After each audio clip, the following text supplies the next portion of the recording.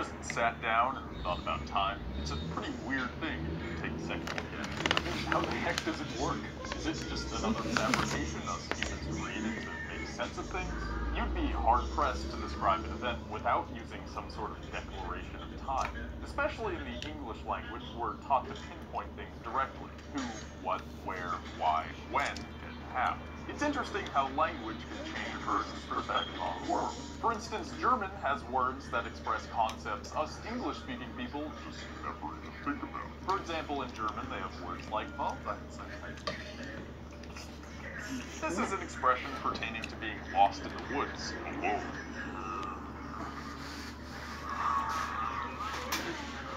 One side of the expression pertains to loneliness, while the other pertains to being one with nature. No, not high. I'm talking about Trunks.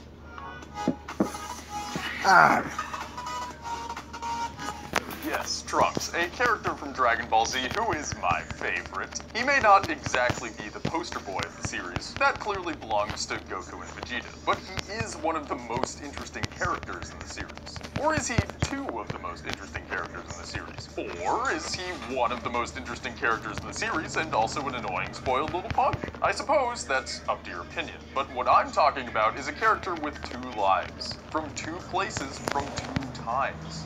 To clear this up, because time is as confusing as Morrissey's sexual preference of the day, when the evil androids show up around episode 9000 billion, the DBZ timeline splits in two. In one timeline, the androids destroy civilization as we know it, and in the other, they are stopped by the Z-Fighters. This happens right around the time Trunks is born. Because of this, in one timeline, Trunks grows up in an awful android death hell, and in the other, he grows up in relative peace. Well, until Bobbity shows up and resurrects Boo, and we'll get to that point. Same guy, two timelines, two lives. The only reason this matters is evil android Death Hell Trunks comes back in time to try and save us from the inevitable chaos in which he grew up. So, Awful Life Trunks is from 16 years in the future, and Peaceful Life Trunks exists in the standard present timeline. Both versions we meet are unique. But wait, if these two people are the same person, wouldn't they be exactly the same? How can one guy be so clearly different? How does this all work?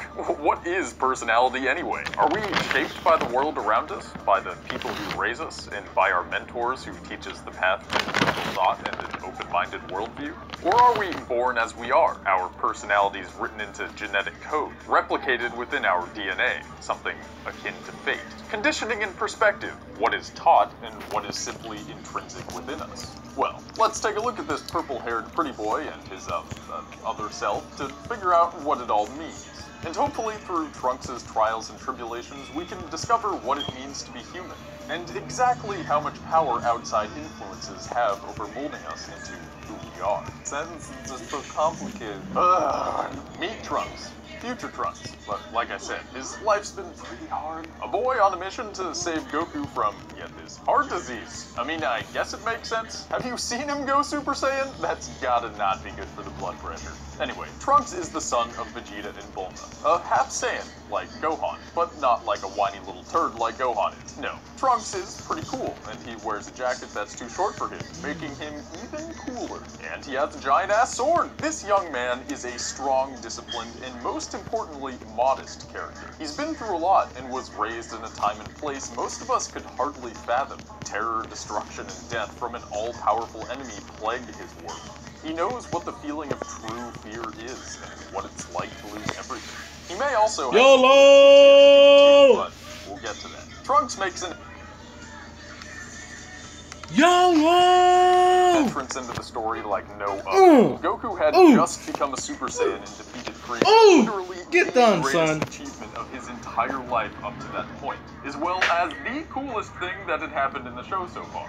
But before Goku could get home from Namek, a rebuilt Frieza and King Cold show up on Earth, but so does Trunks. He proceeds to go Super Saiyan and cut Frieza into little pieces in about 2 seconds, then blows King Cold's heart right out of his chest.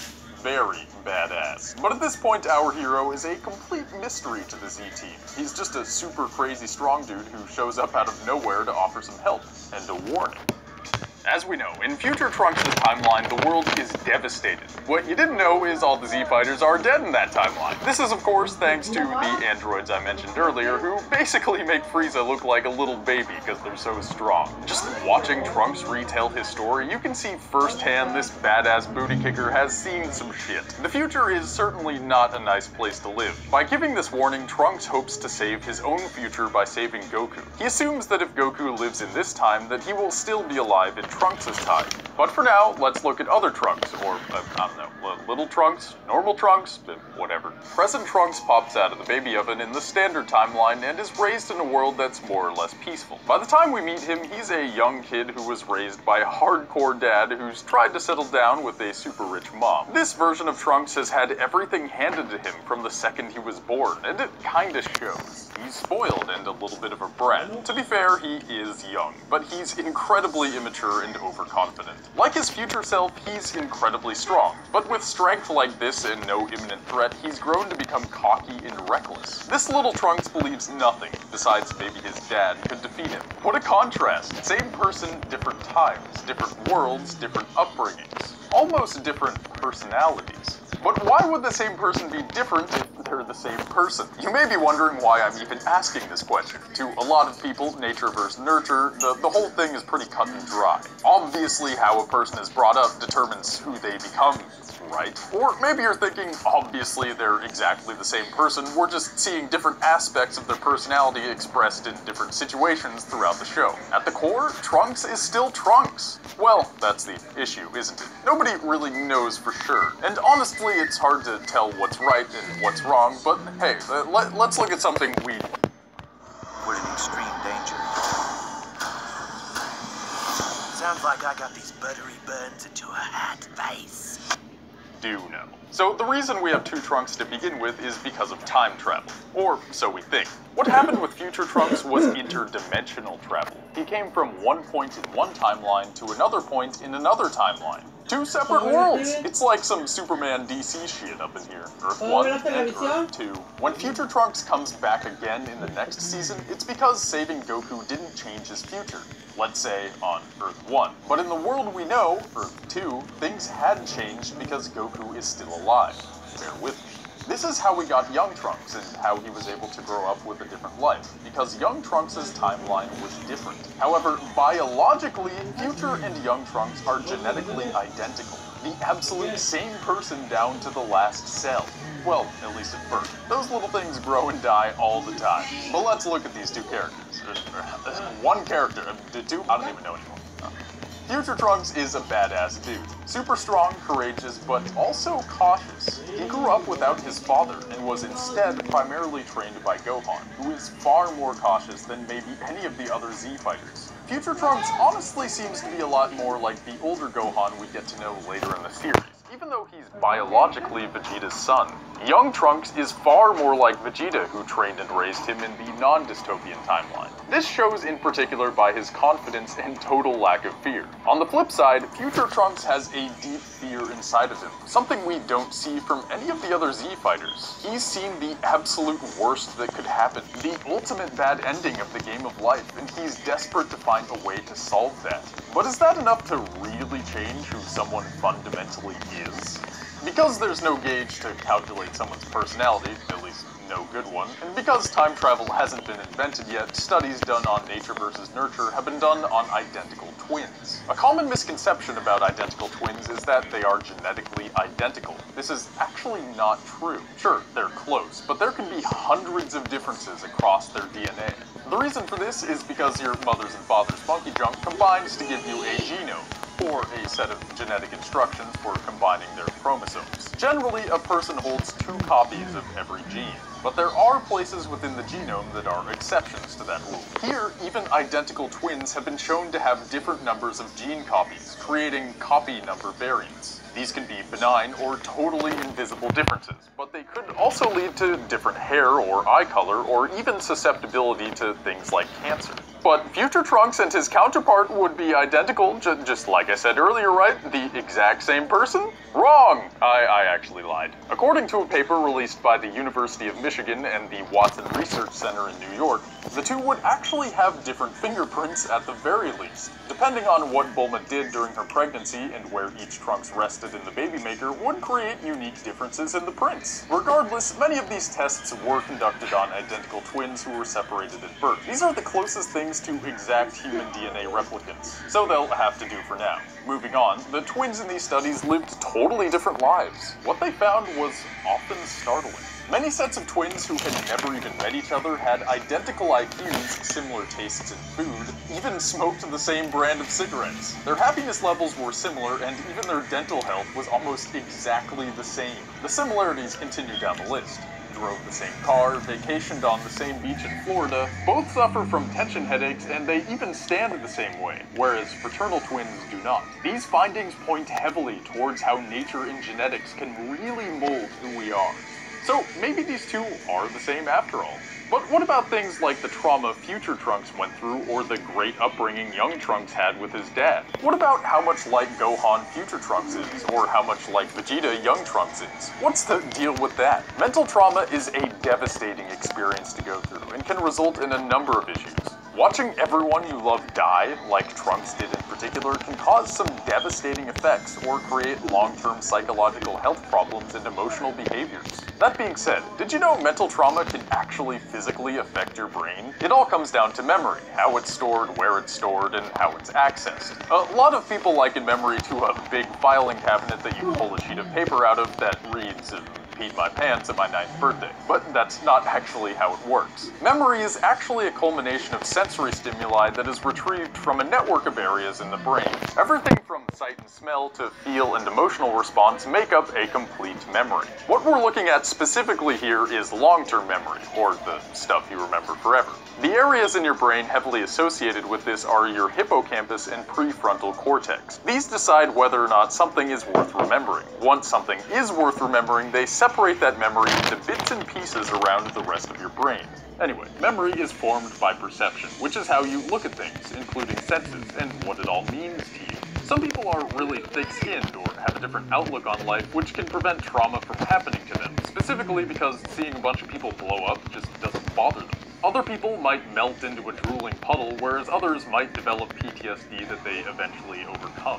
But one thing is for certain, mental trauma, if uncorrected or untreated, can give you brain damage. That hippocampus I was talking about is a pretty sensitive fellow, and if you stress him out, he's likely to break down and start making glucocorticoids. Which is a big word, but glucocorticoids are just adrenal hormones. These chemicals are triggered by a fight-or-flight response to stimuli. Ever gotten spooked? Had a jump scare? That instant panic is created by these hormones. It's a safety mechanism from your body to help keep you alive. But glucocorticoids are toxic when overproduced. They're only meant for emergencies. Ever been so scared that you were left shaking and not sure if you were going to cry or not? That's basically what is constantly happening to a brain that has experienced trauma. These adrenal hormones can actually cause physical and neurological damage to your brain. Patients with severe PTSD have been discovered to have significantly smaller and hyperactive prefrontal cortexes, which deal with emotional responses like fear, and this may make things like intrusive thoughts more complex. But why all this brain stuff? Well, because we don't know what the heck a personality is. But let me ask you this question. If you didn't have any memories, would you still be you? Everything you like, or the people you love, everything you know, just gone. Would you still be the same person? Let me know in the comments below. I think that's a pretty good question. Really, what I'm saying is future Trunks' brain is different than young Trunks' brain. So they must be different people. They've lived through different lives. They were mentored by different people and took on personalities because of it. If you remember our story Never Knew on Everything, we mentioned how everyone is connected and how everyone and everything you come into contact with makes you who you are. It's important to relate this idea to Trunks when thinking about the people he was around during his separate upbringings. Future Trunks with mild-mannered, intelligent, and meek Gohan. The other with stubborn, aggressive, angry, and hard-ass Vegeta. Not only were these two mentors, they were the strongest personalities for Trunks in both timelines. Personalities both versions of this character took on through osmosis, through propinquity, because of the amount of time the individuals spent with each other. Though at the same time, genetically, Entonces, both tu Trunks are as trabajo close to identical y as oyes possible. tu novela. Almost every strand of DNA in their bodies is exactly the same. Since we have no scientific study to look towards to help us understand timeline variance and its effect on genetic structure, we have to assume future and present Trunks are as close as possible to genetic copies. They both show intelligence, physical strength, the same physical traits all around. So the real question is, what makes you, you? Is it what you like or what you like to wear? Or is it the other things, like your DNA, your cells, your unique little brain? Or was it the way you were raised, or who raised you, the things you were taught? When it comes to the endless debate of nature versus nurture, there actually is no answer. Like, scientifically, there is actually no winner to the argument. It's both. Genetics, physicality, thought processes, experiences, teachings, all of these things make you who you are. So Trunks really is two different people, albeit the same person, but different. You get it? The way you were raised and the life that you lived and how you lived it, all these things absolutely make you who you are. Just like future Trunks and Gohan and little Trunks and Vegeta. But there's other influences too. Whoa, Cultural that's a influences, good- influences from the media. I could go on and on. But what did you think? Have I convinced you that nature versus nurture is a bunch of crap? Let me know in the comments. I want to cover even more about Trunks and of course Dragon Ball Z in general. So hit that like button if you liked what you saw, and hopefully we'll do something like this again relatively soon. It's a weird way of saying that. I don't know if I liked how it said that. I'm Grant. It's my best Yoda right there. Bye, everyone. Liars get what's coming to them. Sí, Last thing a woman dígame. wants to hear about her man. Robert's Please. fiance. So Dragon Ball Super just premiered on Toonami on the 7th. Well, I should say the English dub premiered that fine Saturday, and I for one am pumped. Stoked even. From the story you never knew, you might know I'm a guy named Grant, who's been a huge fan of Dragon Ball Z and Dragon Ball since I was in elementary school. GT, not so much. But DB and DBZ, I'm in love. They aren't why I'm here today, though. Today's the day we talk about Dragon Ball Super. Since I'm a bit of a weeb, I'm already 40 episodes in on the subtitled Japanese dub. And may I say that where GT actually stood for gross turd, the S in DBS clearly stands for Super. Bravo, Akira Toriyama. The franchise is always most beautiful when it's touched by your hands. It's still not perfect, though. Anyway, I wanted to talk about Dragon Ball Super as a whole without giving any major spoilers, except for episodes 1 and 2 a little bit, but nothing huge. Can you say watching without fear? I know I can, because I just did. You want to know what Dragon Ball Super is about? You want to know if it's worth precious hours of your life? Then keep watching. For the good, the bad, and the overarching plot. Super takes place several months after the Majin Buu saga, with Chi-Chi being a bitch and not letting Goku train with King Kai. Apparently, he's supposed to be a grandfather to Gohan's unborn daughter, and you dumb bitch, why you always ruining the fun? She does bring up the valuable point that the family needs money, cause Chi-Chi's dad's fortune burned up in a fire. Bummer, Ox King, and bummer Chi-Chi! Goku ain't never read a book on making money in his life. Tai Lopez, please help. I mean, Goku could enter tournaments and win prize money, but that's boring, you know? Anywho, the basic idea of this series is that Beerus, the god of destruction, is bored because no one is strong enough to fight him. A god of destruction with no one to fight? Terrible.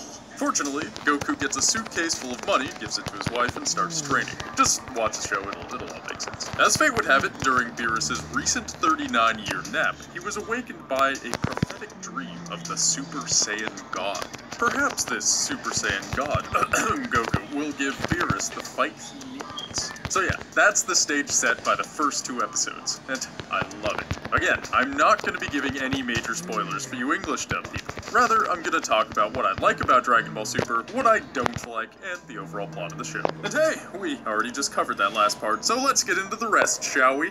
The good. Let me first say that more Dragon Ball, barring extreme circumstances, is always a good thing. The fights in Super are nothing short of dope.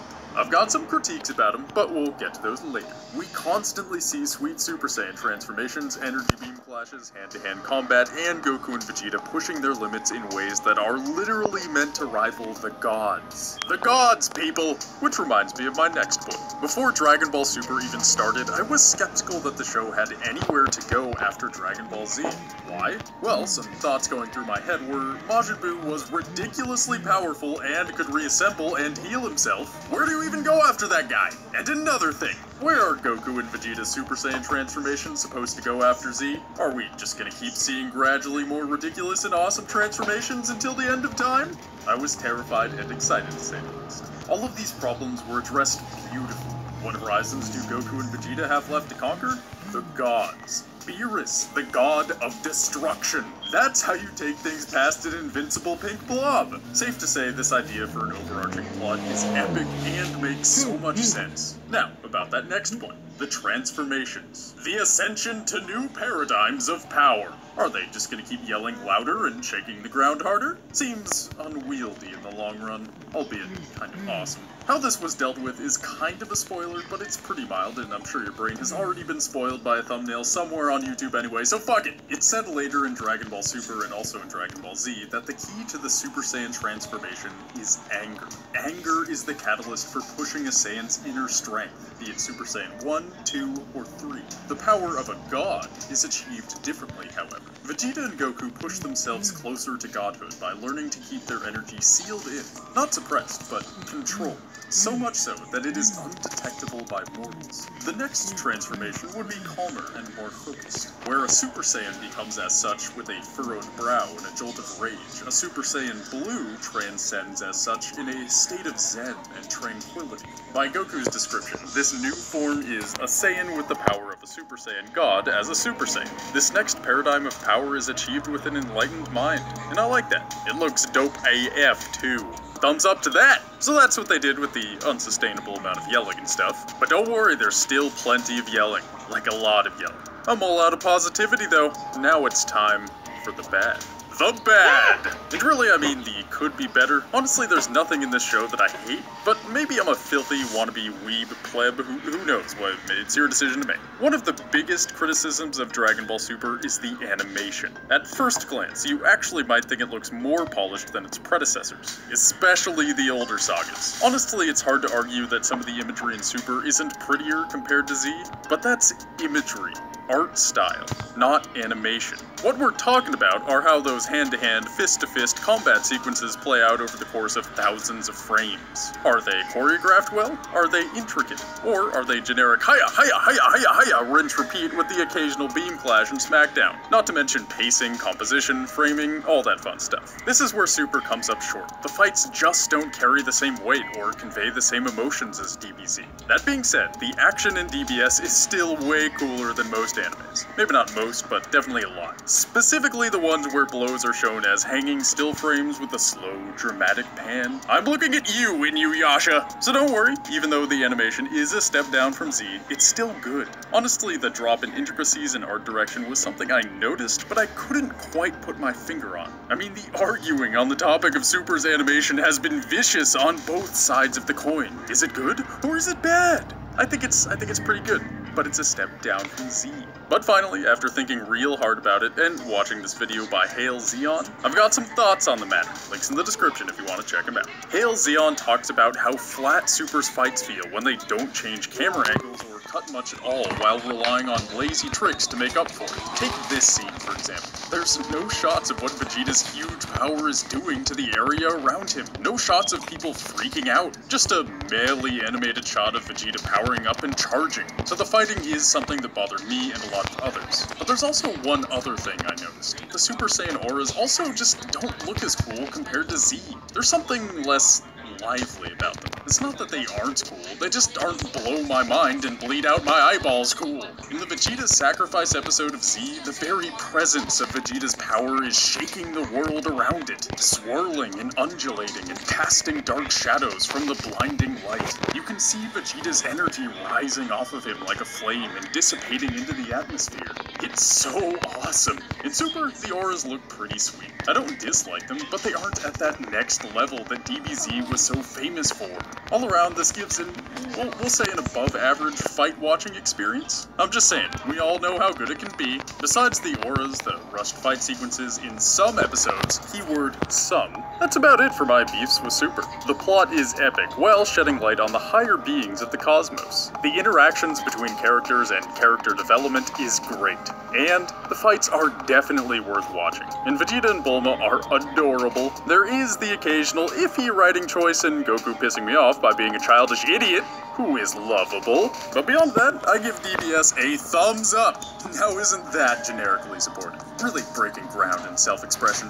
You know, I'll give it a dope/solid out of original DBZ. We'll go with that. Minus rushed animation times meh auras, which is equal to, I don't know, I'd recommend it. Like, really, it's awesome. I didn't come here to do math that makes no sense. That was a pretty rough overview of Dragon Ball Super and my opinions of it, but I would be glad to go more in depth later on.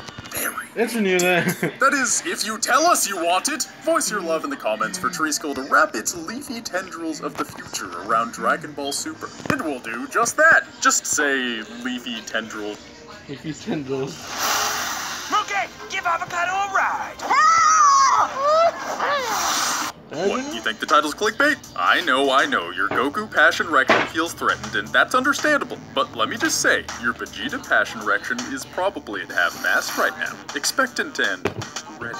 You're gonna hate me, but it's not Vegeta either. So then, who is it? I'll give you a hint. It's someone who, without Dragon Ball Z and all shows before and after, would have been a hollow, empty version of themselves. Goku is certainly an important dude. He killed all the bad guys minus a couple after all, and of course he doesn't do what he does without the help of his fellow Saiyans, his trusted pickled friend, and some really solid moral support. Here's the thing though. There's someone who makes this alliance of studly heroes possible, and that person is Bulma. Oh, what, you don't believe me? Well, don't you worry. It's all gonna make sense. Also, there's gonna be spoilers. We'll say major spoilers for DBZ and minorish spoilers for early on in DB Super. Don't say I didn't warn you. Now then, let's think about this logically, shall we? I think you're gonna like this first point. Or, at the very least, you won't be able to deny it. What's the name of this show? If you said Dragon Ball Z, you'd be correct. And if you said anything else, then you'd be a real big idiot. But regardless, this show is literally called Dragon Ball Z, which is to say that the Dragon Balls are obviously a central idea to the show. Hell, early on in DBZ and of course for all of Dragon Ball, one of the most important things our beloved group of characters did was hunt for the Dragon Balls. Sure, the big strong fighters fought the big scary monsters and villains, but you know, that ability to make any wish you want and have it granted by an immortal dragon, one could say that has the ability to move the plot along. Going off that, let's think for a second. Who invented the Dragon Radar? Who opened up the possibility to collect these starry balls in the first place? Bulma did. This toad snot damsel in distress literally created the most important piece of technology in the show. She created the device that drives the plot forward for our heroes from the earliest moments of Dragon Ball to balls deep into Dragon Ball Super. Bulma even becomes more useful than an immortal wish-granting dragon. Shenron becomes useless and even intimidated by the gods which the Z-Fighters are now fighting and fighting with. Shenron, the immortal, lengthy, deep-voiced dragon, couldn't find the Dragon Balls in the universe next door to ours. I won't give too much away, but basically the gang plus the God of Destruction are looking for what are called the Super Dragon Balls in Universe 6, a goal which Shenron is completely useless at. And while the immortal, once highly intimidating dragon reels from embarrassment, our trusted Bulma says all cash, let's go with the original plan and make the Super Dragon Radar. Now, I know I haven't gone into detail about what the gang wants with the Super Dragon Balls, but all you need to know is that Bulma is literally more useful than the age-old dragon who can grant any wish. Sorry, Shenron, you're out of a job. Yeah, you can thank Goku and Vegeta for being super strong and achieving new paradigms of power, but what would any of the Z-Fighters be without the ability to collect the Dragon Balls? And in this case, the Super Dragon Balls. Not to mention, without those magical balls, we all know Krillin would still be dead after Frieza finger-banged him. Krillin, for crying out loud! He's some really solid moral support! And okay, him and the other weak-ass Z-Fighters totally stall Frieza and his army long enough during Dragon Ball Super that Goku and Vegeta are able to make it to Earth in time before Frieza makes it go boom. So maybe Krillin is more than just moral support. And if it wasn't for Bulma, Krillin would still be dead. And remember, anything the Z-Fighters ever got thanks to the Dragon Balls would be cursed with the curse of never happening. So I guess Goku would still be dead too. So this was kind of an obvious point, wasn't it? I mean, one of the first things we ever learned about Bulma is that she's a genius slash scientist slash inventor slash damn girl. And one of the first inventions of hers that we get to see is that trusted Dragon Radar. So maybe all that didn't come as a huge surprise to you. But when it comes to Bulma being the true hero of DBZ, I've got plenty more tricks up my sleeve. Now, I could talk forever about the cool technology Bulma brings to the table. Whether that's the spaceship her Krillin and Gohan used to get to planet Namek during the Frieza saga, her translating the Saiyan Scouter into readable numbers in the Saiyan saga, or any other number of ridiculously useful things she does. There's no doubt that Bulma's tinkering abilities are a crucial asset to the success of our lovely Z fighters. But what if I told you she has even subtler purposes that turn out to be way more important than anyone has given her credit for? Oh, just you wait, gentle viewer. I'm about to drop some knowledge bombs. Recall that early on in the show, Bulma was dating Yamcha, and it's easy to hate on the guy. I know, he's easily one of the weakest characters in the show, and he's a bit of a poop bag, but Bulma certainly appreciated his actually impressive strength during Dragon Ball, and I'd assume his professional baseball play. But as we all know, relationships end sometimes, and when that happens, you get the once-in-a-lifetime chance to try out that Saiyan dick Chi-Chi's been talking up so much. All I'm saying is that a guy who can train at 400 times normal gravity probably puts it away. All I'm saying is that a Super Saiyan definitely has super sperm. All I'm saying is that these muscles don't lie, so I think we can all agree that Bulma marrying Vegeta comes as no surprise. But have you ever wondered how it affected the entire course of the show? Or rather, how Bulma's relationship with Vegeta affected Vegeta's entire character? Think about it. Vegeta, from his very earliest childhood moments, has been a ruthless warrior. He survived by his strength alone and took great pride that whole civilizations once trembled at the sound of his name. Now he's gotta deal with this shit. Unwind a little and see what life has to offer you. You're actually kind of cute. What? I'm not kind of... Shut up! Vegeta is blushing, at least on the inside. And dare I say, for the moment, that makes him a little bit of a softie. Ain't that right, Vegeta? You committer of genocide, you. Not to mention that Bulma has a way of prodding the prince's pride while luring him in with her feminine mystique. What's that awful smell? Oh, cute. When's the last time you bathed there, bud? You fast. Please. Well, what? Do you want me to roll out the red carpet?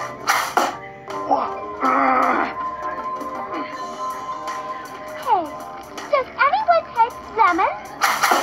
As you can imagine, these interactions and the deeper relationship they imply have changed Vegeta. From the middle of the series in the Android Saga to the very latest episode of Dragon Ball Super, Vegeta has been slowly changing from his ruthless ways. He certainly swings back and forth, don't get me wrong, but he's changed so much since the beginning that towards the end of DBZ, he's willing to sacrifice his life to defeat Majin Buu and save the Earth, even if it didn't work out in the end. And remember that monologue that Vegeta gives as he watches Super Saiyan 3 Goku fight Majin Buu? Remember how Vegeta was finally able to admit that Kakarot was better than him? It's an iconic scene that DBZ fans had been waiting years to see. Would the hardened heart of a pure warrior have been able to make that admission of humility? Indeed, our cold, ruthless warrior was no match for a woman's touch. Goku, on the other hand, totally unaffected. But do you see the point I'm making here? As much as the non-Saiyan and non-fighter characters are dismissed, so much of who the fighters become and how powerful they become are greatly affected by the less powerful among us. It's not always as obvious as, say, Korin and his magical healing senzu beans. Sometimes it's a matter of long-term persuasion,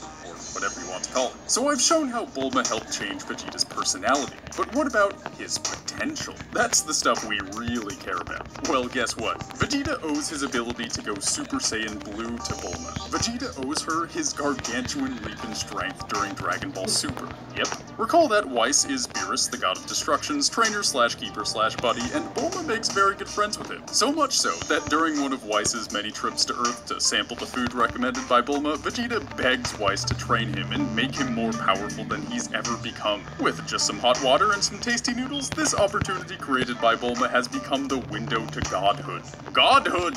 And if you're still not convinced that Bulma is the real hero of DBZ, allow me to pull out my trump card. In the very first episode of Dragon Ball, literally the first episode of the entire series, guess who actually finds Goku and brings him to civilization where the rest of his life unfolds? Think of what would have happened if the mean Vegeta in the Saiyan saga had come to Earth but Bulma had never found Goku. Kakarot, what have you been doing these 2 decades since you were sent to Earth? Well, you know, just hanging out in the forest. And that would have been the end of human civilization as we know it. Safe to say that fishing, sleeping, and hunting don't prepare you for existential threats in quite the same way that harnessing deeper levels of strength under the guise of masters does. So yeah, if it wasn't for Bulma, Goku never would have become anything. Vegeta would still be pure-heartedly cruel, and none of the Z fighters would have been able to find the Dragon Balls, all of which are completely crucial to the show being what it is. So thanks, Bulma, for being the hero that is often not recognized, but is totally killing it. Did I just blow your mind? It's what I like to do. My name's Grant, and I'm happy to have ranted at you for the last 9 minutes. Dragon Ball Z and the other shows that bear the name have been with me since I was in 3rd grade. Over the years, it's been interesting to see how the more secondary characters are really a crucial part of the show. As a kid, I would see episodes with just character development and no fighting, and it was boring. And that's an exaggeration, but I didn't understand why not just get to the boom kabow blam. Now I know. Now you know. Also, happy Mother's Day to Bulma and all the other moms out there. It's not quite Mother's Day, but a lot of people will watch this video late, so happy Mother's Day to the fictional and non-fictional mothers among us. That being said, for more mind-expanding input to your consciousness, consider supporting us on Patreon. Each post in the patron feed is neuron-crafted by the minds of all the boys here at Treesicle, including yours truly. That's a promise! See you all in a few days. Bye, everyone! Wow, nothing? Nothing? Wow. Wow. Let's go save the world. It's coming back to me. Enjoy your fly. Standing at the edge, staring at the ground, trying to keep my This is gonna get ugly! down. Rampage, rated PG-13. There are things in this world that people love to hate, and things that people hate to love. This is a natural phenomenon, just another symptom of being a human. I too have been a hater, and have been dabbed upon thusly. At some point in my life, perhaps it was when my frontal lobe finally finished developing and I stopped being an idiot, I decided to begin to form my own opinions through the lens of experience. To dive into things that made me cringe. To try and find out what it is that makes people love that which I despised. I haven't always been successful at this. Nay, I watched 3 out of 4 Twilight movies and had to take one of those detox supplements and void my inside so I could feel like a person again.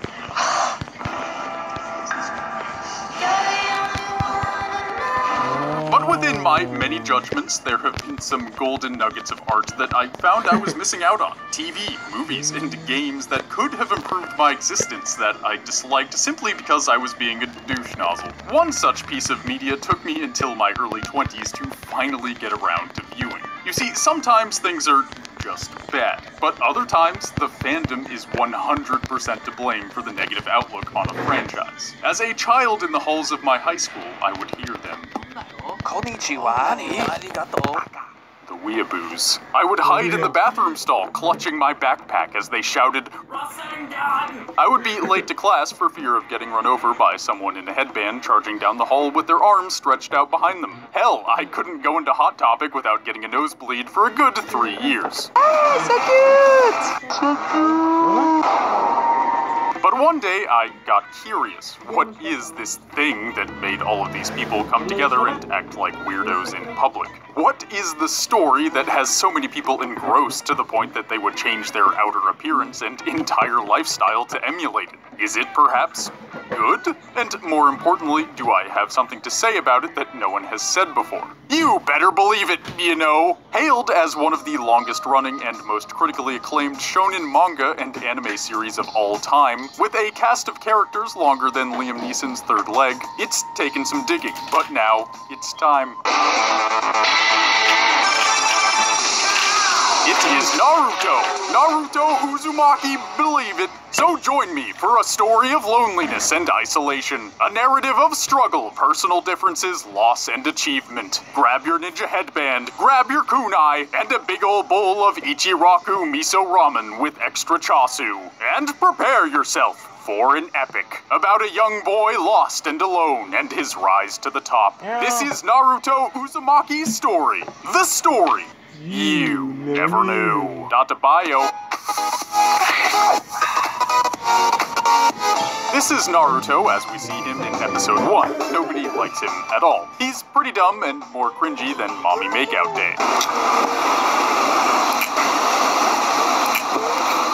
of the kid who ate his own boogers every day in bio class. That's Naruto. The kid basically does nothing but cause trouble. Initially, that's all we know, and to the show's detriment, the first couple of episodes are pretty hard to get through going in blind. However, it's supposed to be like this. The show introduces you to Naruto in a way which makes you sympathize with everyone who hates him, then yanks your heartstrings. You see, Naruto is an orphan. His mother and father were killed when he was a baby, and he has grown up entirely alone. Instead of being given to another family, Naruto was a shinobi, ward of the state. He was cared for and raised by the government of the Hidden Leaf, never having any family to really call his own. To make matters worse, the other children's parents won't even let their kids play with him. Naruto spends all of his time by himself, not knowing what he did to deserve this treatment. We later find out that Naruto is a Jinchuriki, essentially a human weapon. Being a Jinchuriki means sharing a body with a tailed beast of immense power, and Naruto houses a particularly mean and powerful one known as the Ninetales, or Kurama. This monster nearly destroyed Naruto's home, the Hidden Leaf Village, on the day he was born. Kurama was sealed inside Naruto to protect the leaf, but this caused the adults to hate and fear him. This little detail wasn't shared with Naruto, so he grew up in the dark, wondering every day why nobody would play with him. This kind of social isolation is detrimental to anyone's psyche. Humans are pack animals. We need to have bonds in order to live full, healthy lives. Due to their ignorance and fear, the adults of the Hidden Leaf forced Naruto to live out many of his formative years in isolation. Now, loneliness is no joke. I'm sure you've felt it before. The crushing feelings of boredom and anxiety. The need to be with other people, if only just to talk. But extreme isolation can wreak havoc on the mentality of a human being, driving completely normal people insane. There are accounts of prisoners and people who volunteered for experiments in isolation. These experiences have caused noticeable trauma within 24 to 48 hours of complete isolation, ranging from panic attacks to aural and visual hallucinations. Exactly why this happens is unknown, but there are people who have combated their loss of sanity for periods of up to 10 years or more by coming up with a goal. According to Michael Bond, a reporter for BBC, a man who was imprisoned in solitary confinement for 10 years for refusing to develop nuclear weapons for Saddam Hussein kept himself sane by doing math problems all day, every day. This kind of mental dedication is also what saved Naruto Uzumaki. Instead of losing himself, Naruto dedicated himself to a singular goal, becoming the Hokage, or leader of the Hidden Leaf. Let's go save the world. It's coming back to me. Enjoy your flight. Standing at the edge, staring at the ground, trying to keep this is gonna get ugly. Believe it, the rest of the series follows him on that journey, but that's the story you know. So what about this story you didn't know? Well, what if I told you Naruto isn't so much of a character as an idea? Besides the incredible cultural aspects, the excellent animation and action, and deeply interesting world design, part of what makes the series so great is the character development that goes on within it. There are multiple themes that take place recurrently throughout, but the cast was developed in a way to make you attach yourself to the show, centered around the concept of Naruto. You see, life is complicated, but it is only that way because we too are complicated. Human beings still haven't found the reason for existence. Sure, I mean, there's lots of theories out there, but why we're here and what we're supposed to do is a mystery. But human life is short, and we start to shrivel away shortly after we're halfway through. But many people don't even make it that far. From the day we come into this world, we're told stories of people who achieved great things. People who changed the world. And I think for a lot of us, it makes us want to do the same. Even if you don't want to change the world, you probably still have a dream. And wouldn't it be amazing if you could achieve it? Part of what makes Naruto so relatable is the struggle he goes through emotionally. The only thing narratively better than a hero is an underdog hero. Someone who comes from nothing. Someone like you and me, who rises to the top and achieves their goals. It makes us feel good to see someone succeed when we think they deserve it, and because of that, the writers gave Naruto a pure heart, much like Goku or Luffy. It's the rest of the cast, though, that completes the puzzle. Unlike most stories, Naruto has upwards of 20 characters you could consider main characters. Each of them speak directly to different aspects of our personalities. And like you and I, they gravitate towards Naruto eventually because of what he represents. Sakura shows what it's like for those of us who always feel like we're left behind.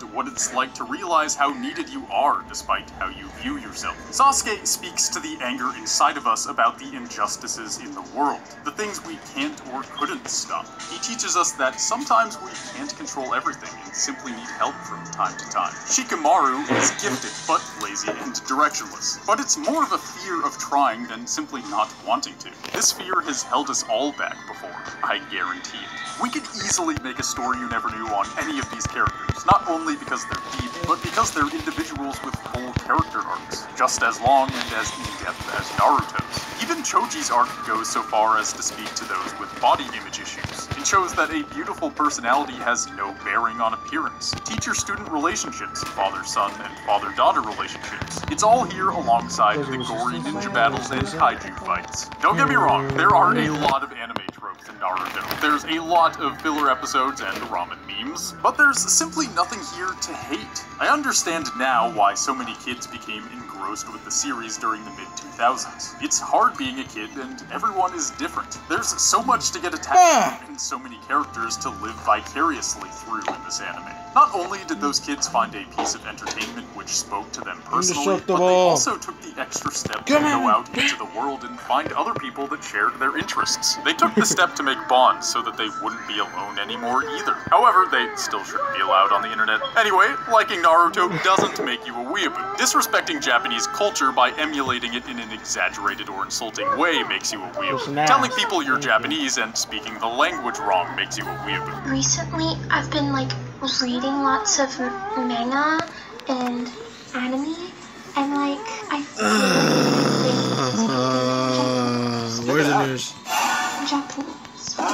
Liking Naruto makes you human, because Naruto is human, because Naruto is based on you. If you take a second to think about it, we've all had similar experiences. There have been times we simply didn't belong, no matter how hard we wanted to or how hard we tried. There were times we thought we had no friends, nobody to talk to, or that no one could relate to us. We've all lost people in our lives that were special. Teachers, friends, parents, pets. Maybe that's happening to you right now. But that's life. It's a series of ups and downs. There's no steady incline towards the top. Nobody can ever achieve perfect happiness. And that's a good thing. Without the valleys, there wouldn't be any peaks to excite you as you look out over the horizon. Naruto teaches us that it's okay to be flawed. It's okay to be a loser. Because as long as you never give up, you can at least find someone who can stand beside you on top of those peaks. As long as you stay true to yourself, yo. Stay true to yourself and never stop pushing to be better, more well-rounded, more skilled, more kind. Because happiness is a byproduct of a meaningful life, not a goal in and of itself. You can try to be happy, but you'll find it doesn't work. So if you look at Naruto, his loneliness and his eventual triumphs, you'll see that his best moments that made his misery worth it were all a payoff from training, fighting, loneliness, and the misery they put him through. His happiness spilled out of the moment he wasn't chasing. He chose to stay true to his ninja way instead of trying to be someone he wasn't.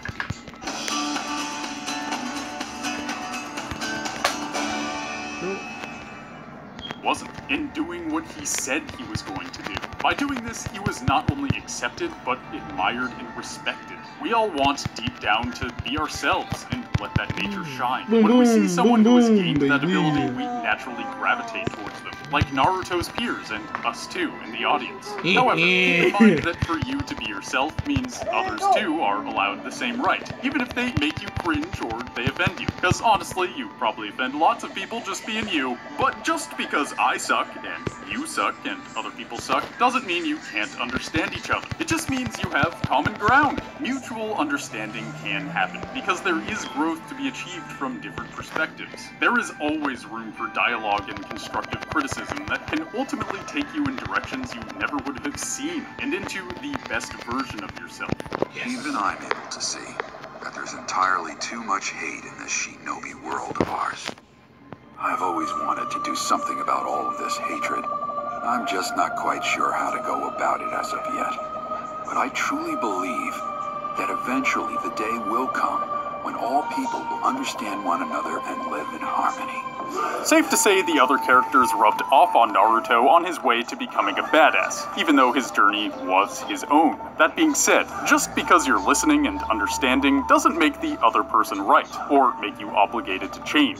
But it is a sign of respect we all deserve for living on this shitty planet. Maybe, just maybe that's why I hated Naruto so much way back then. Maybe it was because I was unhappy and saw a group of people enjoying themselves and truly not caring about everyone breaking their necks from cringing so hard. I just didn't understand where they were coming from. So before you yourself get dabbed upon, maybe take a look at what you're hating on. No. You can skip giant one for all I get to facts it up. No. Konnichiwa senpai, please notice me. I watch Asian cartoons. I'm a weeaboo. You're not weeaboo, but you certainly are freaking retarded. House. I'm like 32. I collect swords, throwing stars. Yes, I'm a weeaboo. Oh, I can stop that. Okay. Sticks and stones may break my bones, but I will always be one step ahead of you. Cause I read the manga. I haven't showered in like 16 weeks, and all my friends and peers are ashamed of me. Cause all of a sudden, I think I'm Japanese. Yes, I'm a weeaboo. Welcome to our world, brother. Yes, I'm a weeaboo. Yes, I'm a weeaboo. I like doing this. Oh, it's so satisfying. Really satisfying. A dirty weeaboo. A fucking weeaboo. A disgusting weeaboo. What? I kind of actually like him song. And that's the story. You never knew. And that's my take on Naruto. This was our first time covering the series, so let me know down below if you want us to cover it again, in more depth. This one didn't go into the story much, but there's already so many great videos doing just... Ah, now it's a wait. Ah, could have waited. Did I stop you? Why not?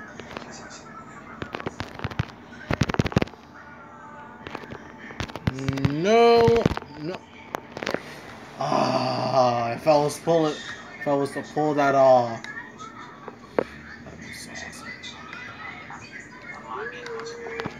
That would have been so awesome. And I'm here to answer all of your questions. This question comes from... You want to create a stunning website? I've already done it. With Wix. Let me show you how it's done. Quick. There we go. Okay, this one's a rock in the park. As I get my ass pulled. I knew it fucking with me.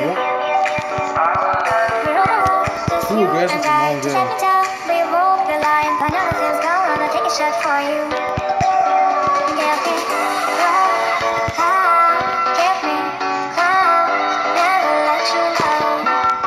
Oh, I forgot you moved so much.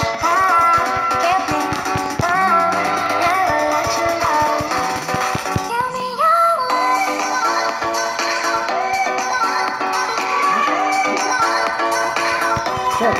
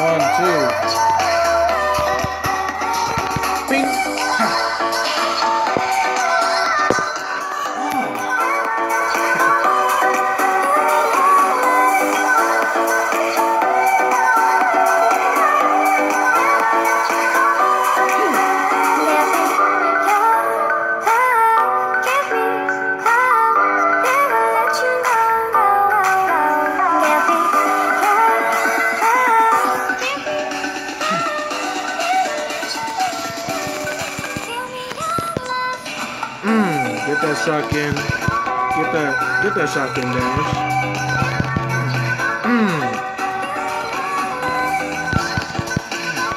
Boom.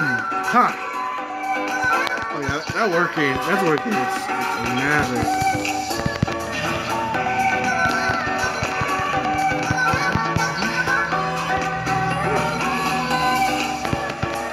No balls. Oh, you're angry, boy? So freaking do something.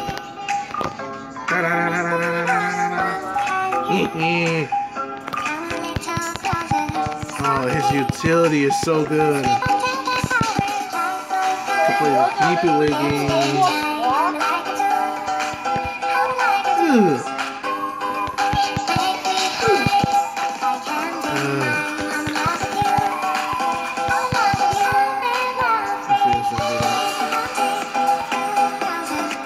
Shit, I don't have his.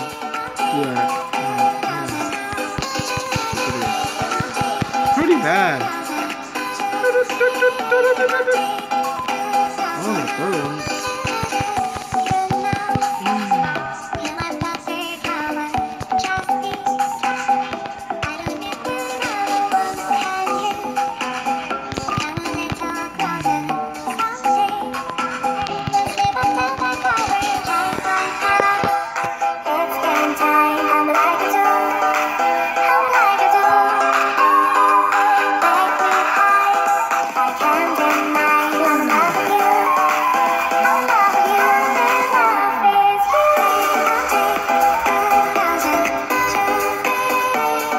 Utility's body.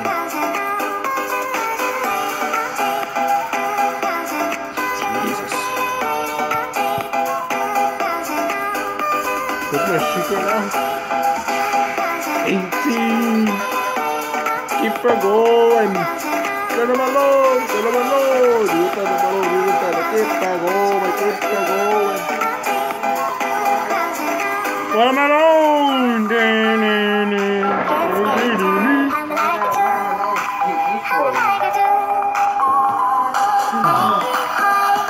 Cardinals. Iceland, yeah, Iceland. Yeah, Bloodfish. Yes. I'm James McCarthy. I'm a Treehouse brother. I'm Ryan McCarthy. I'm the other Treehouse brother. Google has been our only form of advertising. It seems like it's the only one we're going to need. I came up with everything that I would search for on the internet. Treehouse builders in Connecticut. Okay. Repair in Connecticut. We have different terms for summer. Okay. We keep it.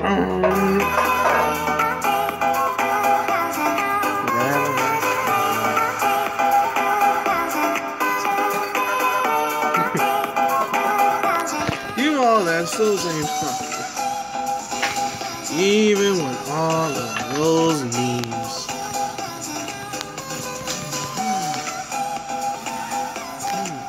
Damn.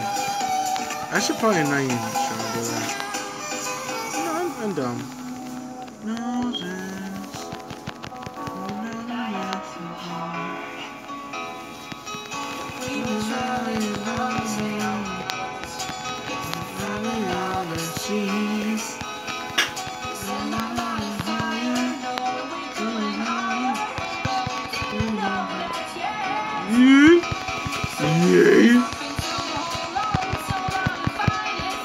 Yay!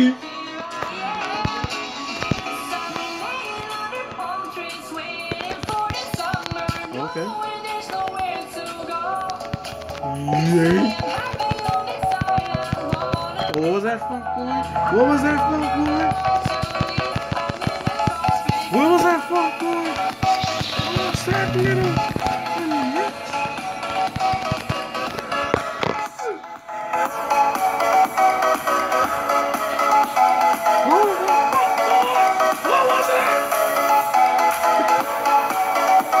Didn't turn on the light.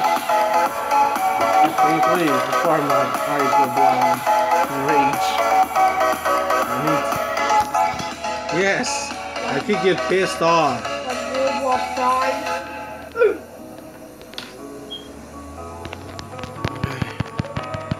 What's up? Ooh! That was a mistake.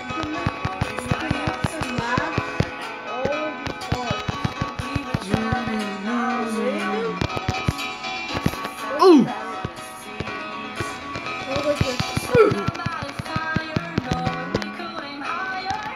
We didn't know that yet.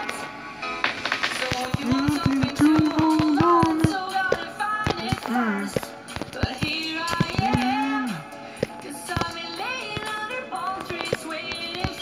Nice try. I see where you're going for, mate. It was a gun, man.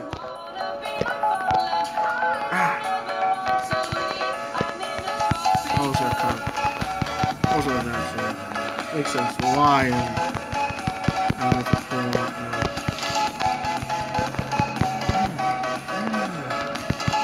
And Baba, son.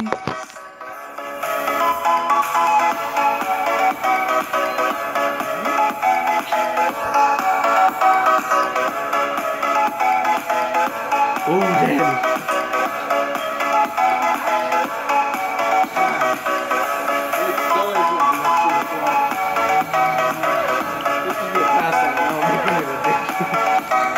Listen, man, I want to help you. I have a problem. For what, sir? We're playing more. You're such a star. Forget you. I'm all alone in a ghost town. There's a beautiful happiness inside the soul, and I can't. 911, what's your emergency? I died by your bullshit glitch. 911, what was the emergency? I died by bullshit. Oh yeah. 911, what was the emergency? Jeez.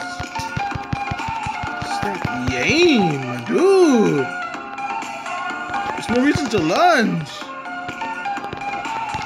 Yeah, occupancy. No. Freaking get.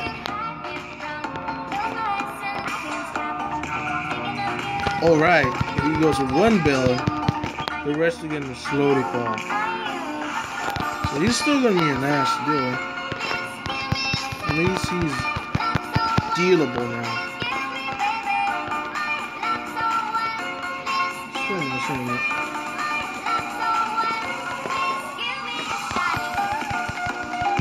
Fine! You want it so badly. Yeah. SP2. That's so bad. Hey!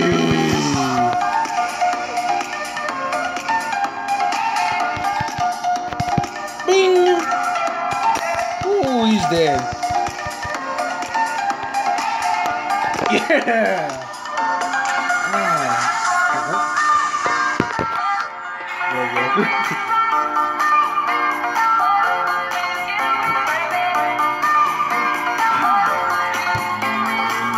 There's no way I did that.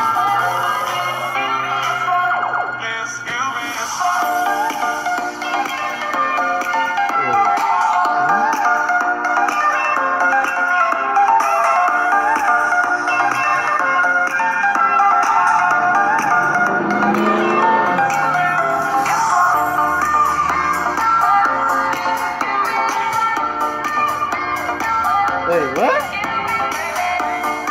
What? What? Excuse me? Excuse me? How is it that I already finished? Okay. Sure, why the hell not? Sure. Sure, let's go with that. So it's cutting down my nerves. Weird though. How is it that? Oh, there's no way to get that. No, it was 2.1. What the hell? Weird. So trippy, man. What the hell? Wait, how is it that?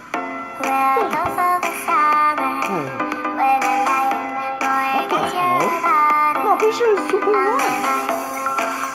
What the hell? Or is it, was I just not informed of a change?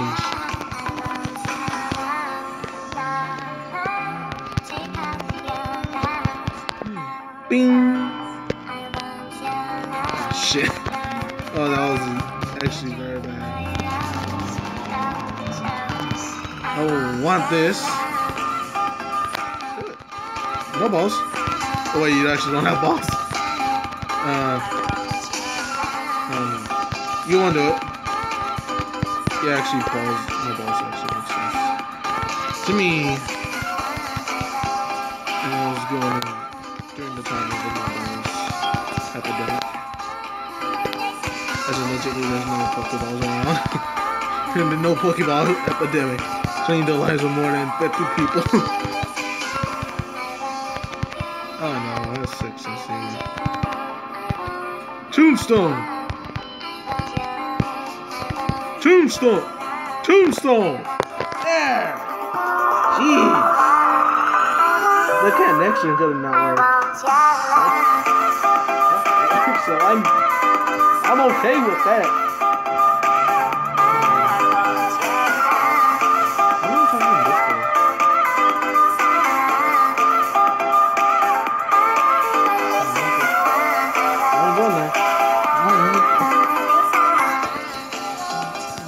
Either way, I was gonna.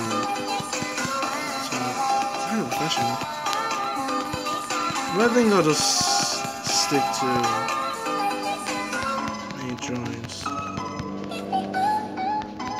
What the hell are you doing?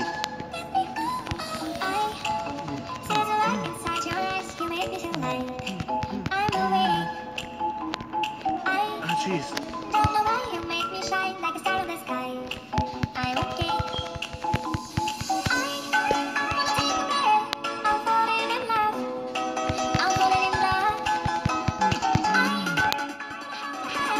Ow!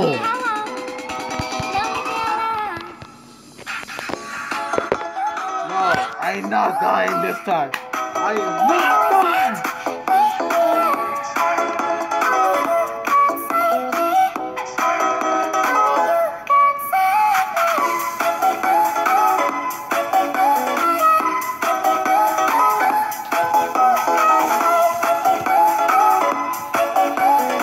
Shit. On overload actually.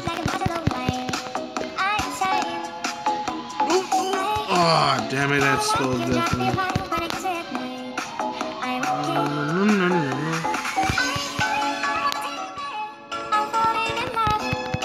I'm not dying tonight, boy.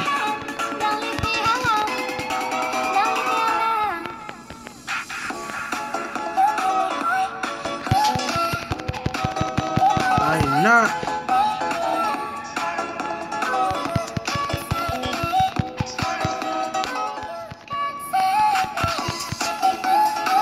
Ow, ow, ow. Ooh. God.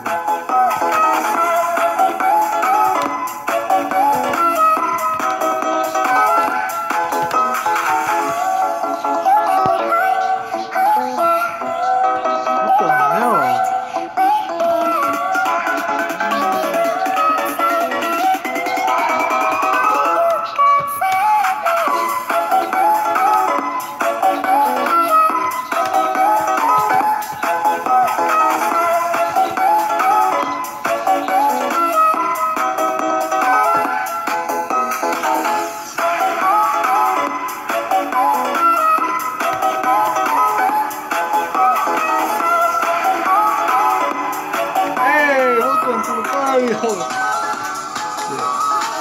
Experience.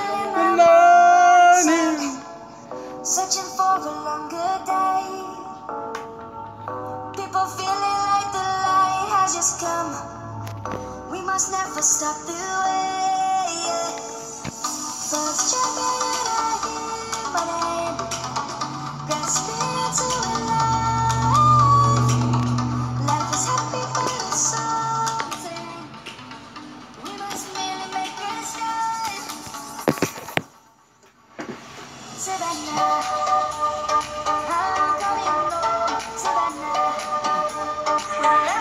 did that.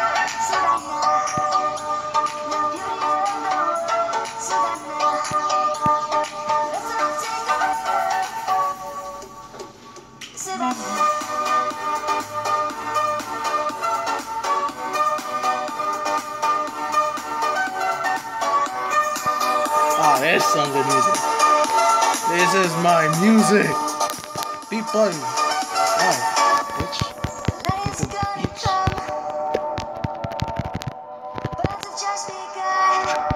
Bing, bing, bing, bing, bing. Bing, bing, bing, bing.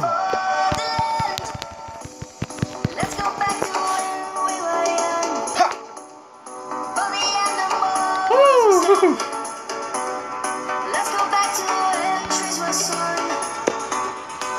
Thank you, my boy.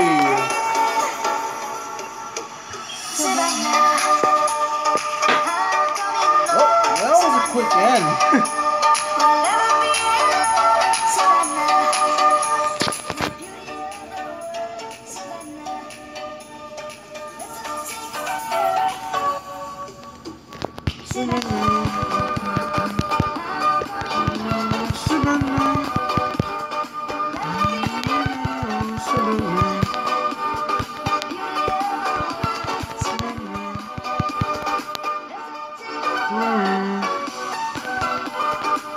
Ow! You hurt my feelings. Ha!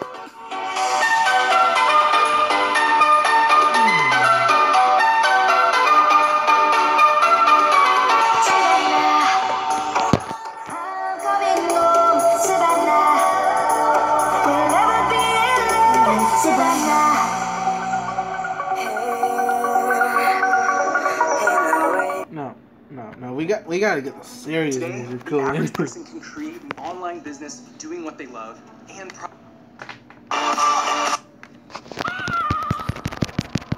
I have a dream, that's all I need. I'll make it happen with some work and belief.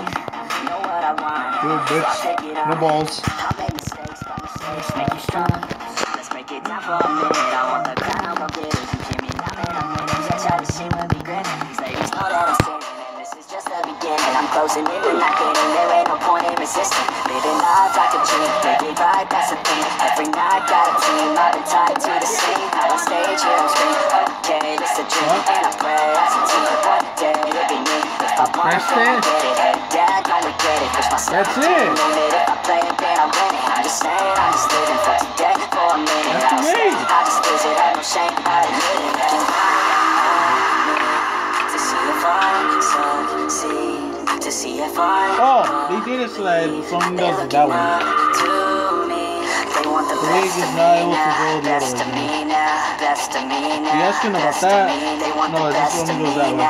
Best of me now, best of me now, best of me. They want the best of me now, best of me now, best of me now. Woo, baby! Boy.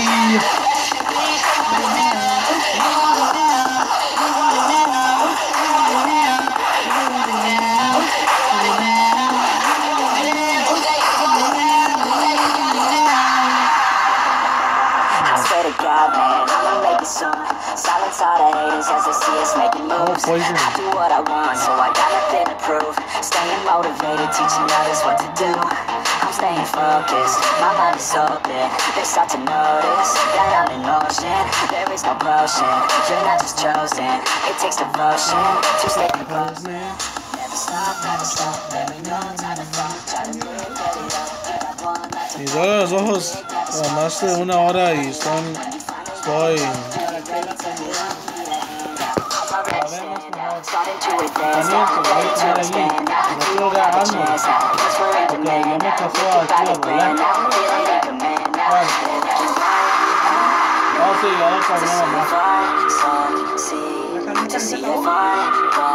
yo no sabo eso. They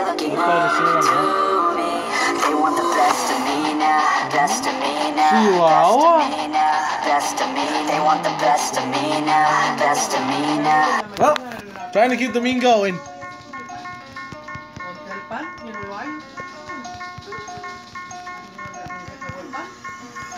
This is Jonathan.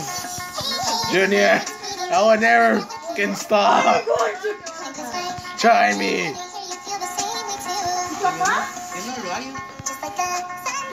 Oh shoot, that was a wild move.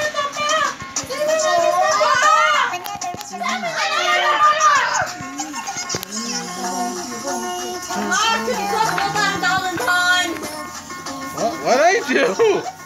What the hell did I do? Oh shit.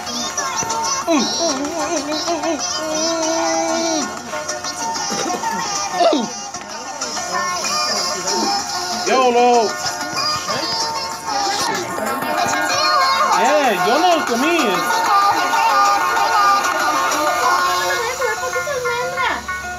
El polvito ya está aquí. Así que mira, por eso estás inflamado, Jonathan. Estás muy inflamado, Jonathan. Ya no te inflama. Au, au. Mírate cómo estás inflamado. No me das.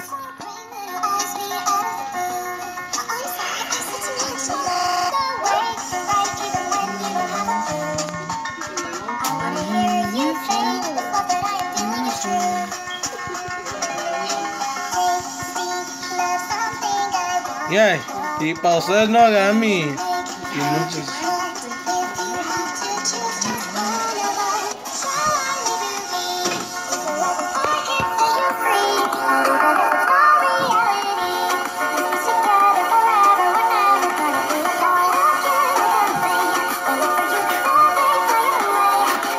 I will never stop. Maybe right now.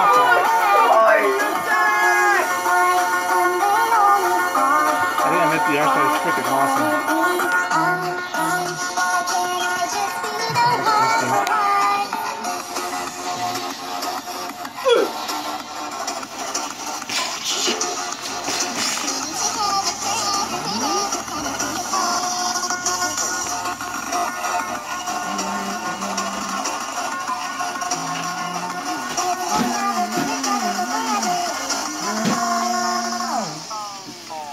Okay, I'm done with that. The scariest part is starting. Don't worry, Junior. It's over. You have to take the first step. That apples. You put all this time and effort into something. So how answer is not in. No one's in. It becomes a part of who you are. Dudes. Stay calm. Stay calm. Stay calm. You're using that provocation, maybe. There's a shadow on the wall. Stay calm. Stay calm. There's a figure in the hall. Stay calm. Stay calm. Keep my wits and stay alive. Wish I had a 9 to 5. There's a stranger in us all. Stay calm. Stay calm. Every hair is on its end. That's fine. I'm fine. Feeling my adrenaline. That's fine. I'm fine. I can keep away the creeps. Save me from my swivel seat. Something's crawling through the vent. That's fine.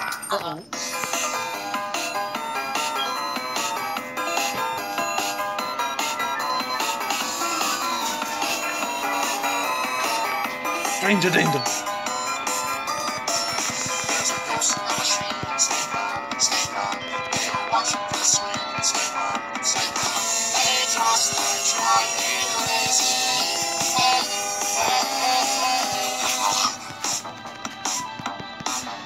One. Nothing. Hey kids, nice to meet you. Are you ready for some Fazbear pizza? Who's this? Working at the night shift. I don't know. He's a kid, and he was racing. About time we had a brand new plaything. Another yellow lollipop in the champ. Listen, gang, I say the meeting. They are slowly closing in. Stay calm, stay calm. Find an inner strength within. Stay calm, stay calm. If I've learned one thing, it's that don't respond to Craigslist ads. I can see their second skin. Stay calm, stay calm.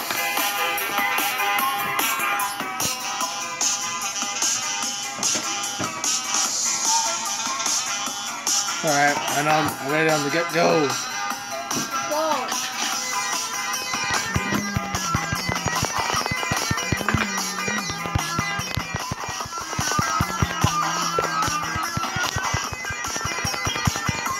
I like this shit. There's only me. Alright, alright. Morning sun will set me free. Alright, alright. I spent 5 nights at Freddy's.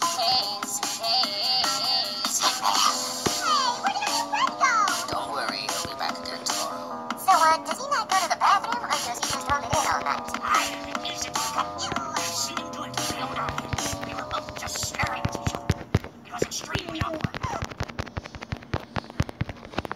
Stupid ass Foxy. Ha! While others may keep trying, no bunny knows Easter better than Cadbury.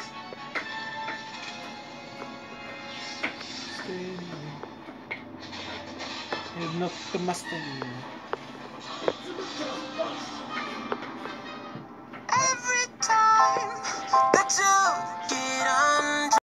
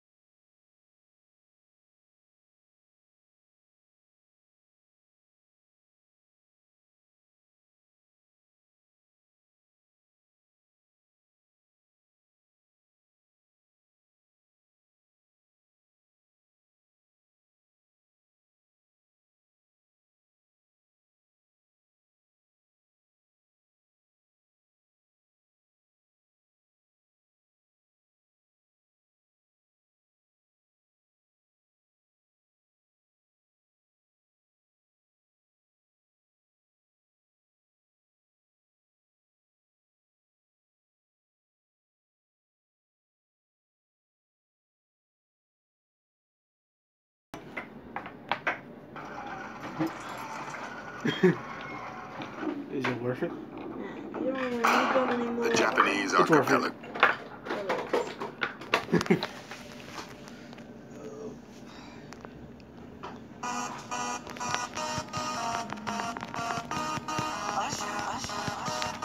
Yeah, man. So we back in the club with the bodies rocking from side to side, side to side. Knew it. He's pissed.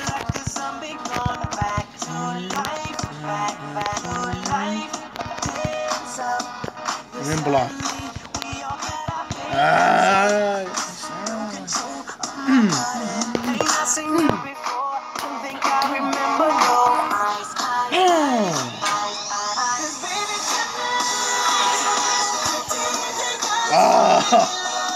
He doesn't allow a quick end.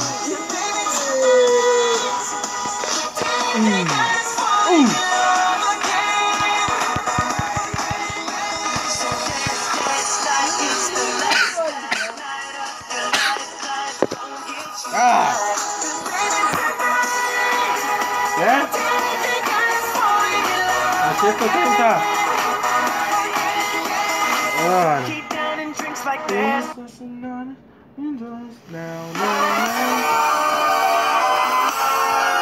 Oh, Luigi's Mansion.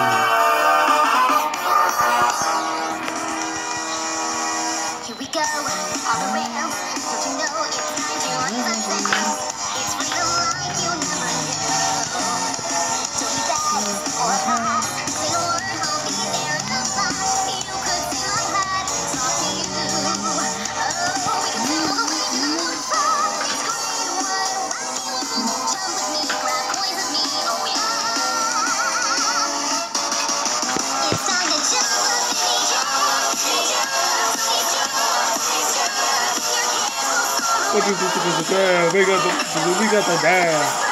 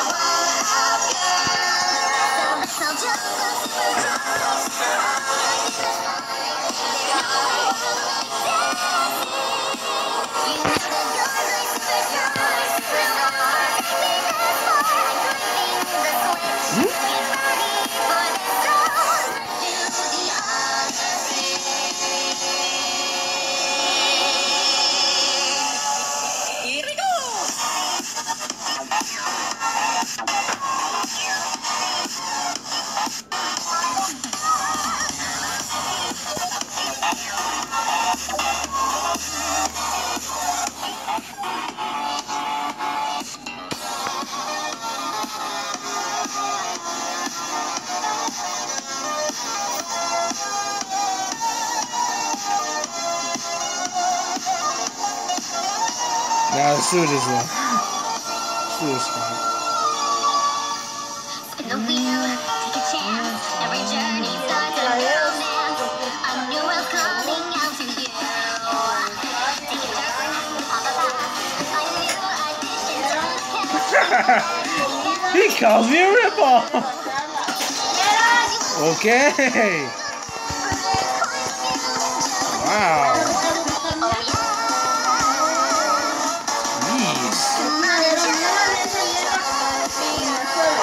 ¿Qué? So no es solo, no estoy diciendo. Ok.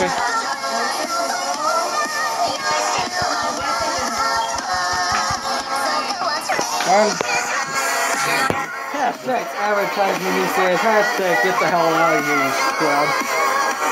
Why?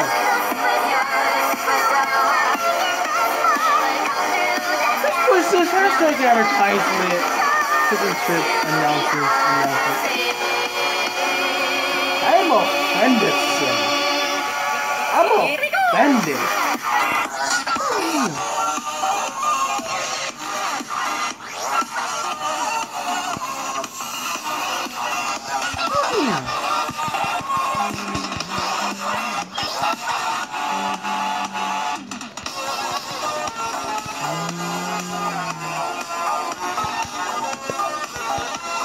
Oh wait, I remember the tactic.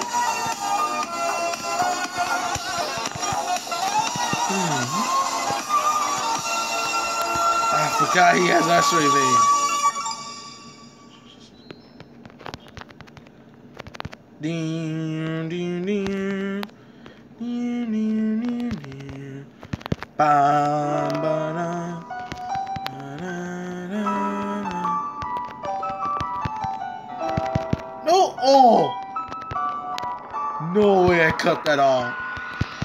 Oh, near nothing was gained from that. Oh! Again.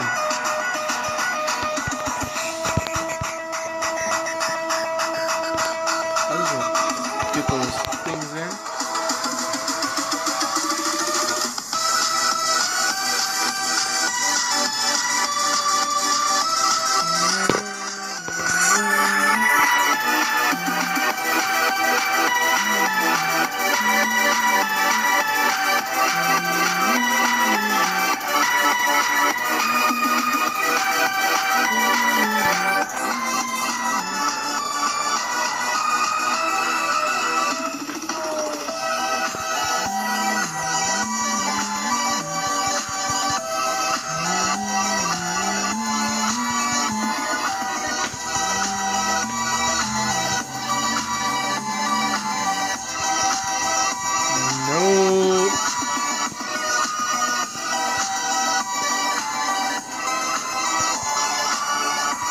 Damn it, evade! God damn it, evade! No evade! No evade! Please tell me ahead of time, evade. God. Gives me a hashtag advertisement. I'm offended, sir. I said it. You offend me?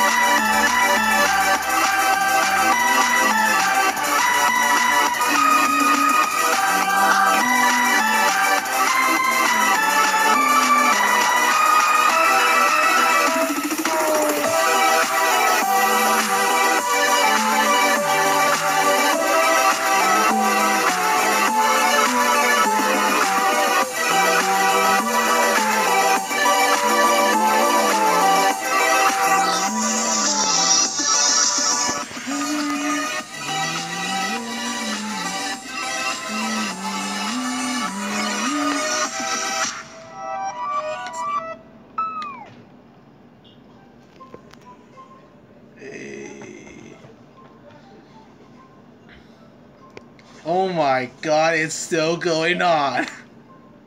You son of a gun. Oh no. Oh no. Oh no.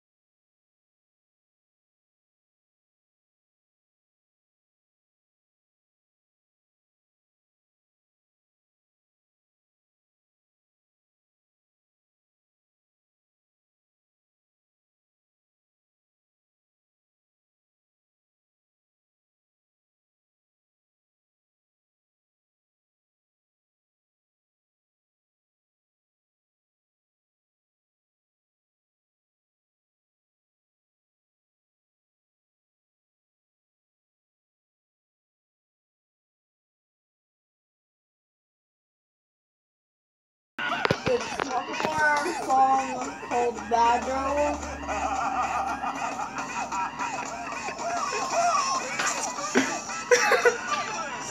I regret clicking on this. There's few things I regret clicking on, and this is one of them.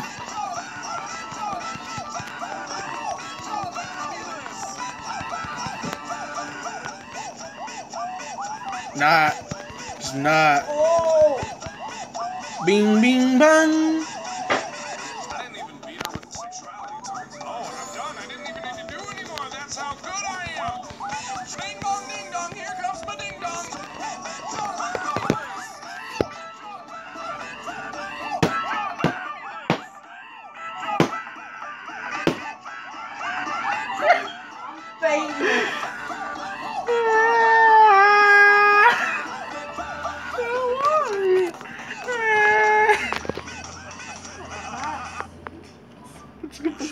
Normal. To protect your down payment. Protect your home down payment. And get a Oh my god! Who created that monstrosity? Shut up. Shut up before I slap you. There's a lot of explosives knock off. You can be good. In the right hand, so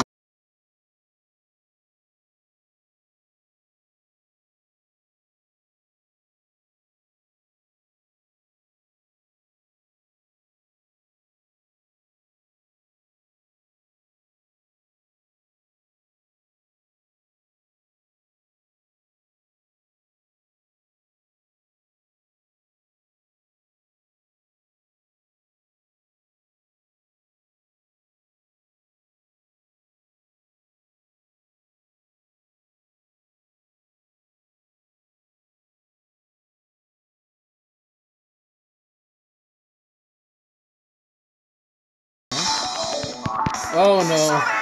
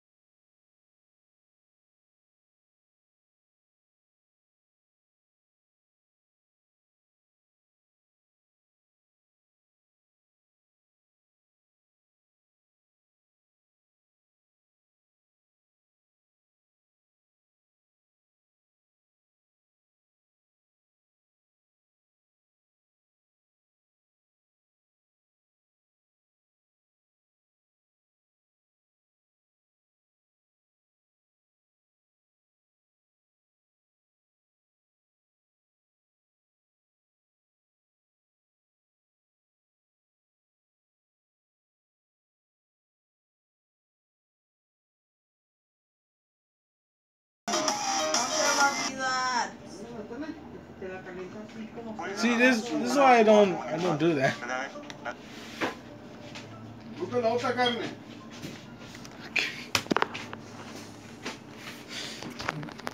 Ay,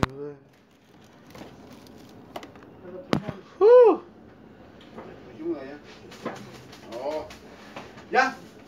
Sí, ya me voy a mover. Muy bien, gracias. ¿Esto es qué? ¿Ya? ¿Ya? Bueno. ¿Me van a tiempo? Sí, ya.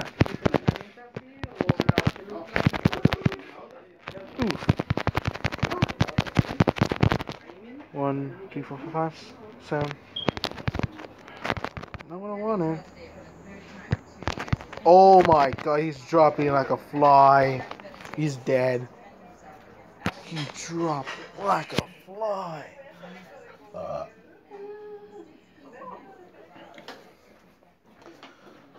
Oh boy! This is not even the final rounds. Okay, we got 36. Go all the way to 45. And then we'll be done. Yeah, that was 25. It ain't bad. Do better. Could have done better in this though. Ooh. Ooh. It up real good.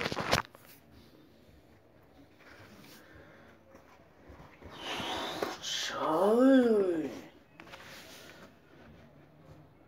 Now that, my friends, is how you do the money kisser.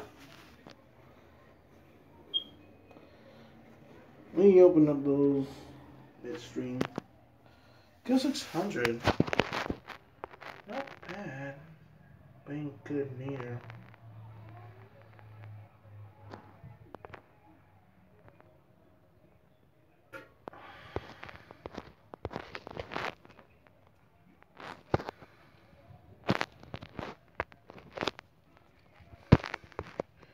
Says that's hard.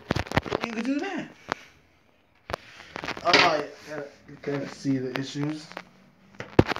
Rolling could be a bitch and just midway through my dexterity but pop in.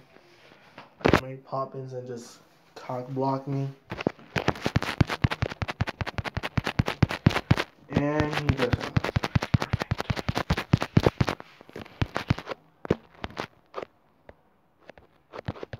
And you have endurance, okay? That's never good. But I carry about is that.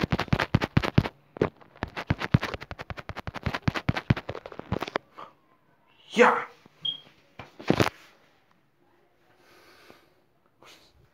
That, my friends, is why you do not do that.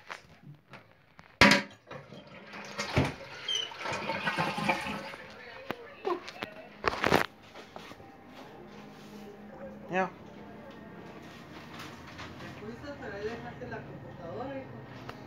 Además, ay, es nada acá.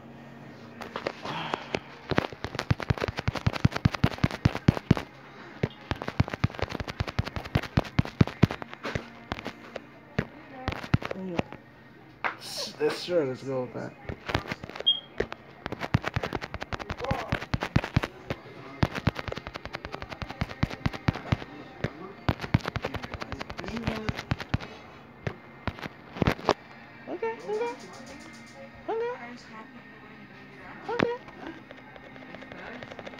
Nope. So we do that. Okay. Dexter texted this ball. Oh yeah, they actually did it.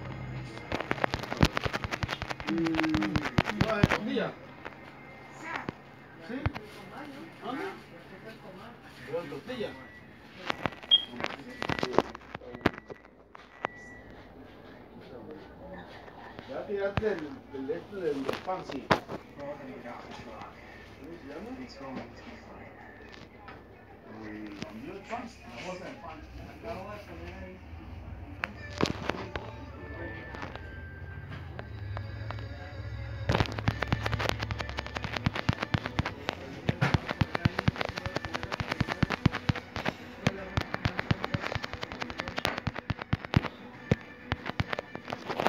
What is the issue with me clicking the wrong buttons at these times? Sure, it's so nice looking up.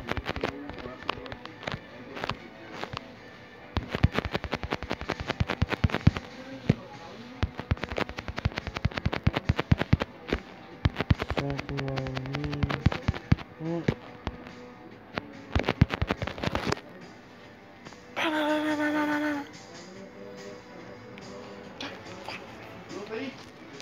Bing!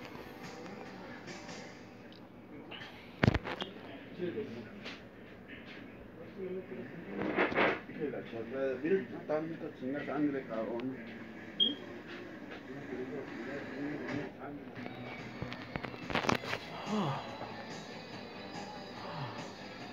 Esta cosa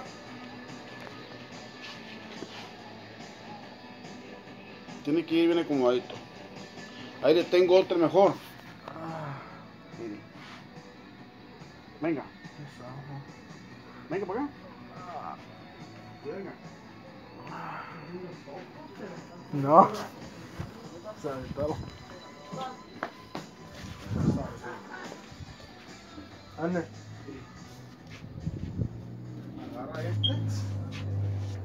Le echa. Y la limpia. Esto es alcohol. Esa tiene alcohol. ¿Qué es eso? Sí. Ya se lo está acabando. Ya ves que ya lo limpia bien. Como limpiaba antes. Entonces, ya agarra ese alcohol. Entonces, peñas uno en cada lado y ya le limpia bien, y te quedan bien buenos. Es como si estuviera usando. Hay unas toallitas. ¿Me entiendes? Mira, no.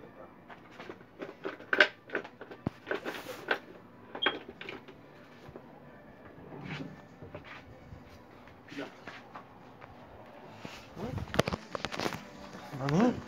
Después que está, ya parece que más.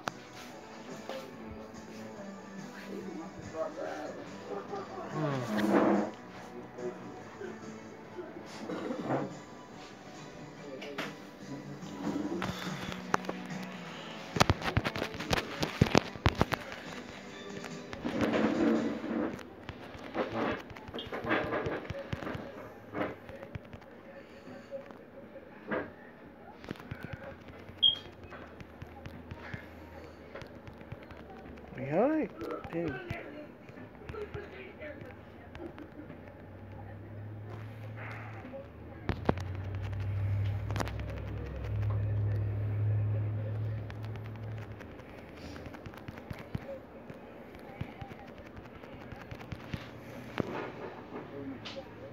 Let's try.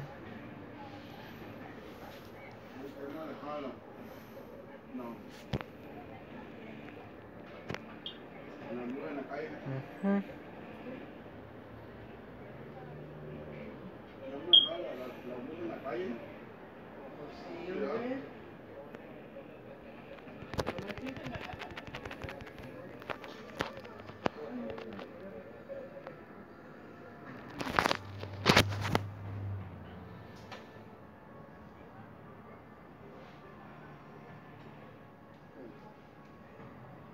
Padrazo, no sé cómo se llama este.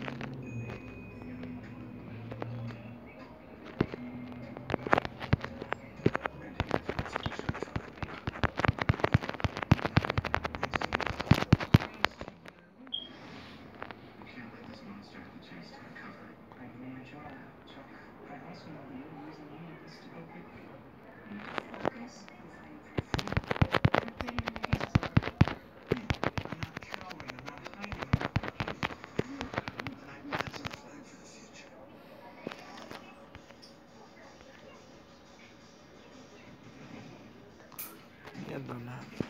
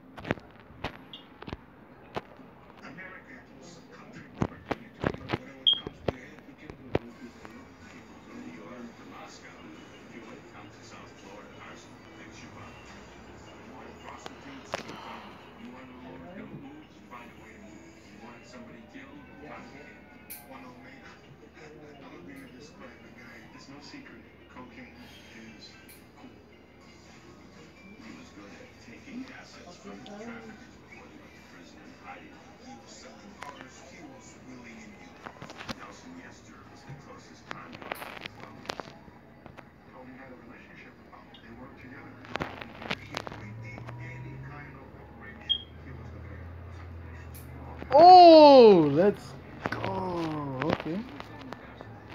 That's decent. A decent ball.